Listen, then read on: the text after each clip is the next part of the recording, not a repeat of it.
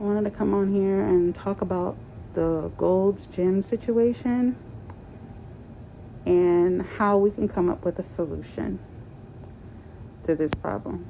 But first, I want to kind of address it, especially from a Black Muslim woman's experience and perspective. First and foremost, that man should have never been in there. But we did this to ourselves. I'll explain how. We took a vote.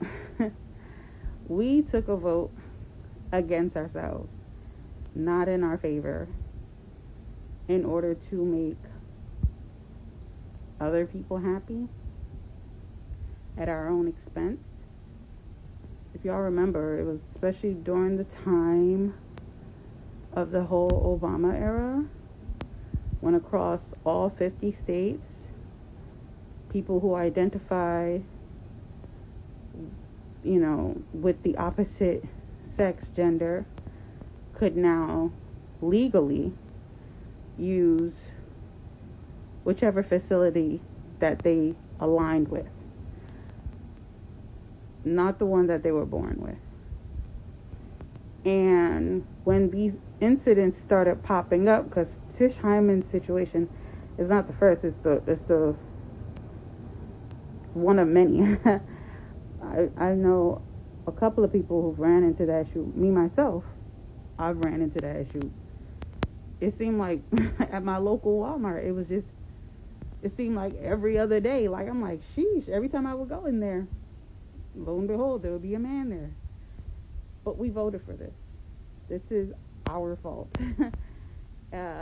The system allowed for this. And what is the system? Democracy. The question is, what now gives us the right to take a vote on our gender? We'll say stuff like, oh, your sex is assigned at birth. It's not. It's whatever God chooses you to be. That's beyond birth. That's beyond before you were born. That's beyond even when you die. That energy is either male or female. That soul is male or female. So you don't get to pick what you are. Okay, you don't get to pick.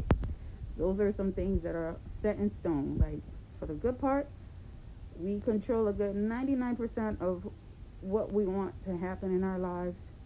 But that 1% is for God. Back to how we can fix this. We say, rally in the streets, talk to your congressperson, rally up the truth. That's too much work. We shouldn't have to do that, point blank, period. This should be a non-issue. It's not an issue, but we're making it an issue. It's almost as if it's a distraction from the real issue, the system that allowed for this, democracy. That's what really need to go, because there's a whole bunch of other rules and regulations that have been overturned, created because of this system that we now think we can take a vote on every little thing. For example, let's go back to the Emancipation Proclamation, or the Civil War. The reason for the Civil War was because Abraham Lincoln wanted to keep the country together. He wanted to keep the country united. And the South wanted it to be their own country because they wanted to maintain slavery. And so what Abraham Lincoln did was said, if you lose the war, you don't get to maintain slavery anymore. So once they lost the war, they had to let the slaves free. That's when he signed the Emancipation Proclamation, all of that. And that's how you get the 13th Amendment. With the 13th Amendment put in place, mind you, before the 13th Amendment, across all of America, even in the North, slavery was legal. But then with the flick of his wrist and he just signed away slavery like it wasn't just there yesterday. And the problem with that is that before Abraham Lincoln signed the Emancipation Proclamation, God already stated that slavery was a no-no. So if we don't follow God's law, how much more man-made law? What make you think that we're going to follow your law? And that's why his plan backfired like the back of his head. You don't just start to whisk things away with the flick of your wrist and not think there's going to be consequences.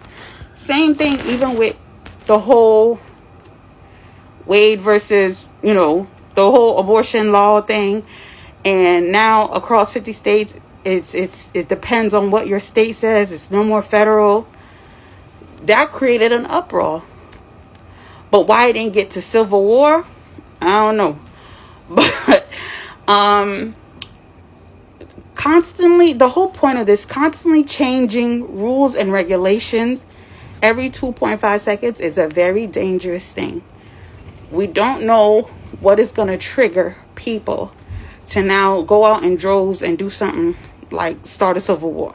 And I'm not asking or saying that we should do a civil war. But the next best thing for us as women to do is to let them be. If they want that space, let them have it. We create our own spaces. We create our own safeguarded spaces. And this is where my solution comes in. Alani Female Verification System. I realize that not all women think like how most women think. Like, oh, this is a man, they should not be in our spaces. Some women actually support this behavior. Disregarding her safety, our safety, all for a man's feelings. And if that's what she believe in and they believe in, cool. But the next best thing is to subtract yourself from that equation, because no amount of begging a politician to now write a law that will now say, oh, across all 50 states, it's illegal to do, for men to come into women's spaces. The uproar that will come up out of that, wasting of time, distractions. We don't need that. We have other things that are far more important. Our safety is definitely important, but what I'm saying is they're trying to take you to get your eyes off the ball. They want you to get your eyes off the ball. For what ball? I don't know. What's bigger than this? I don't know. But they're trying to, to get us to take our eyes off the ball. They don't want us to see the bigger picture. They want us to be focused on this little thing and say, oh, there's no solution. You just have to fight. And we don't have to do that. We don't have to. And another thing I wanted to address. I'm seeing a lot of people talk about Tish Hyman is butch, so she should know how it feels. She looks like a... Pause. I don't want to hear it. That she's clearly a woman. You could see that. She could wear all the boy clothes she wants to, and she would still be a woman. Through and through. She's a woman. It doesn't matter. I can't see your sexuality, but I can see your sex. Okay? And I can see your secondary sex. So I can tell that you are a man or a woman. Okay? God has blessed us with that instinct. Shoulders, hands, Adam's apple, like whatever it is, we know.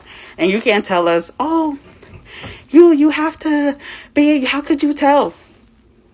Really? How could you tell? How could you not? And and also, nobody considered us, like Muslim women. We can't be in the presence of men. We can't even handshake men who are not related to us by blood, milk, or marriage. So y'all really didn't consider anybody but these men and their feelings. And that's what it is men and their feelings. And so the next best thing, subtract yourself from the equation.